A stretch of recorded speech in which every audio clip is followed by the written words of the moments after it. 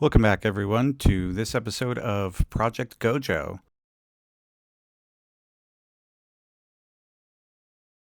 So in the last video, I went through the manga panels for the Gojo versus Sukuna fight to pick scenes to serve as kind of a North Star to direct my physical training over the next several years. And what I'm actually working with before any of this becomes cinematic. So quick context if you're new here. I was born with severe club foot.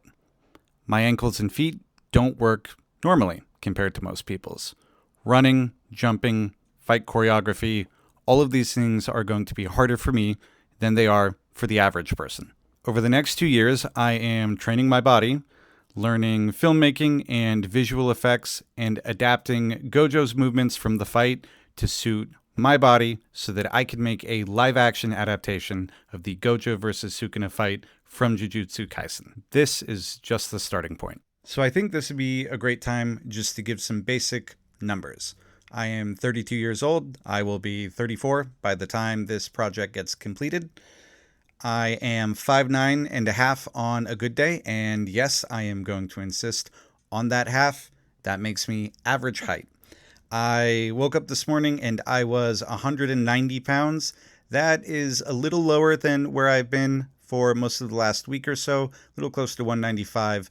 But I have lost about 13 pounds since I started thinking of this project in the beginning of November, before I even made the first video. So I currently have a workout regimen at a gym here in my hometown, where I do upper body strength training 2 days a week, lower body and core strength training 2 days a week, and in theory, I am doing cardio 2 additional days a week.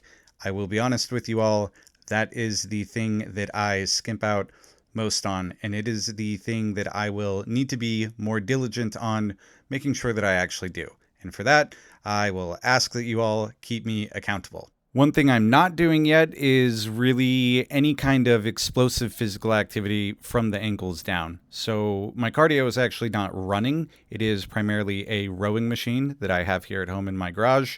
I am working my way up to trying to do couch to 5K. I have never been a runner in my life. I also smoked for about a good decade or so, on and off.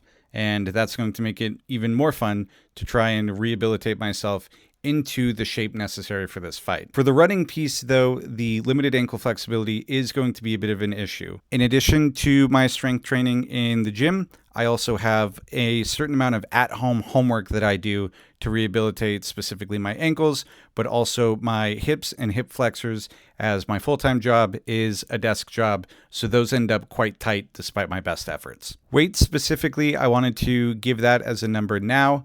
Height, probably not going to change much over the coming 2 years, although I'll keep my fingers crossed and blow out every birthday candle that I get a little taller. And for those folks who care about those things, my bench press PR is 220, my deadlift PR is 185, and I can't remember my squat PR. So most of the training right now is pretty unglamorous. It's durability, it's joint strength, it's range of motion, in addition to basic strength training. However, this is really the core of it. If I skip these parts, the fight falls apart later. Or really, there just is no fight.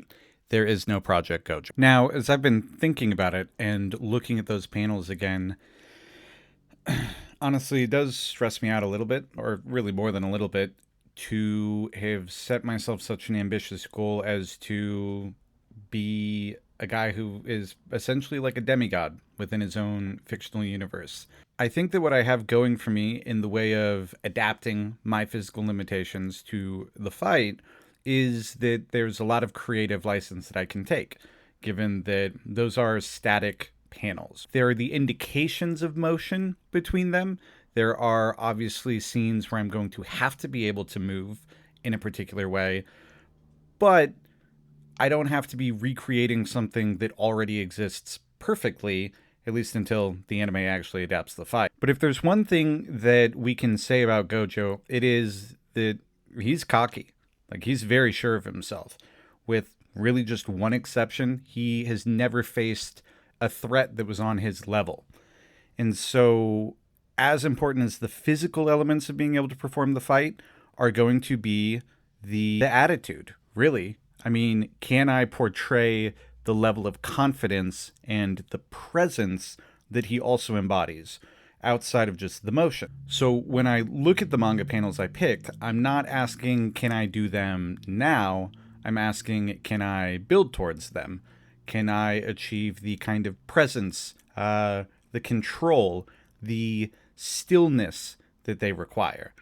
Those are also considerations when I'm thinking about how to physically portray Satoru Gojo. This is where all of that starts. So next, I want to start testing what some of Gojo's movements look like with my limitations. For example, I picked out a roundhouse kick that he did. I'm going to be attempting and filming myself attempting to do some roundhouse kick. There's the scene where he has grabbed the light post or lamp post, whatever. I'm going to try and grab a bar I have in my garage and see if I can spin myself around that like a gymnast does. Really, the more kind of creative and acrobatic movements I can do outside of what I typically just do during a strength training exercise, the more likely I'll be able to do this fight in a very fluid manner that I want to. So to that end, I also purchased some mobility courses online from some creators that I've followed for quite some time that talk about how to move your body in ways that we don't typically do in day-to-day life to actually bring things like additional hip stability and ankle stability back. I will be adding those into my routine 6 days a week and filming some of that for you. I also purchased some courses about basic filmmaking from some creators I've followed as well. And actually some of these tips I have already implemented. For example, video 1, some of you may remember that lighting was particularly atrocious. Well, the lighting in the last couple of videos I hope has been a bit better, as I actually learned a little bit about 3-point lighting. I also actually have gotten some microphones to use as well, as opposed to relying on the default one on my laptop. So alongside the physical training, I am actually making these investments in the other areas of the project so that I can get a head start on those sooner as opposed to later and not wait, a year, year and a half, 2 years to figure out how to actually film it. In addition to that, I will be looking at resources about how I can start learning basic VFX so that I can start representing things like Gojo's Cursed Energy and hopefully even the domain clash between Malevolent Shrine for Sukuna and Gojo's Infinity. So it is going to be rough at first. I am obviously still figuring out quite a bit of this project as I go along each week. So that's the deal. If you're here for the long arc, welcome. This is Project Gojo.